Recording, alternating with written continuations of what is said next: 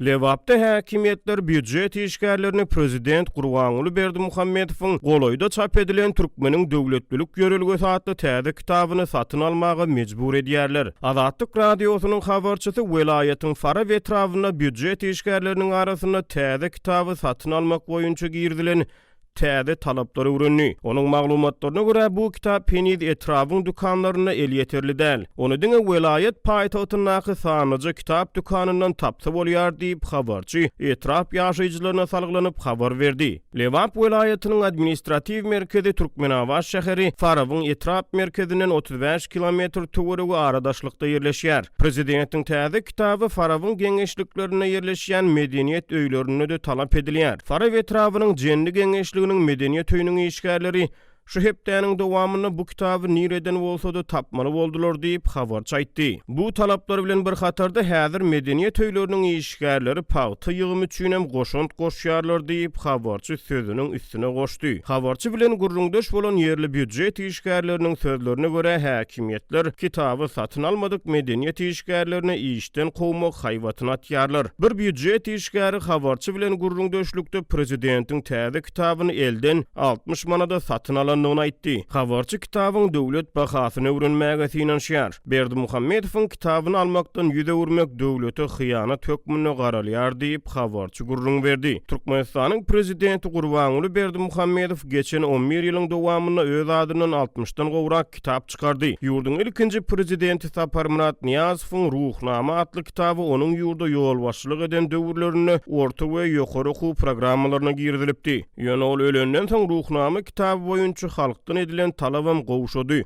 Bu wagtyň geçmegi bilen dolu aradan aýryldy. Finçiler prezident Berdimuhammedowyň häkimet başyna gelenden soň Niyazowyň öz adyndan kitap çap etdirmek ýaly synançyklaryna dowam etdirendigini aýdýarlar. Mundan ozal ýurduň saglyk edaralary ilata dürli keselere garşy prezident Berdimuhammedowyň Türkmenistanyň dermanlyk ösümlikleri adly kitabyny emlerden peýdalanmagy maslahat berip geldi. Berdimuhammedowyň döwlet dolandyrylşy, halkara gatnaşyklar, derman ösümlikleri, alawaý we ahal tekebe döwleri ýaly türlü temalarda yazan kitaplary ýurduň media serişdelerine ýergiderli wagt edilýär. Galy berse Berdimuhammedow wagtal yazan kitaplarynyň galam hakyna düşen girdejileriň hasabyna ýurduň türlü mesjitlerine sadaka berýär. Ýöne döwlet mediýasy büdjet işgärleriniň bu kitaplary satyn almaga mejbur edilýänlikleri barada asla habar bermeýär. Berdimuhammedow Türkmeniň döwletlilik ýörelgesi adly täze kitabynyň çap edilendigini 4-nji sentýabrda döwlet telewizionyna eglan etdi.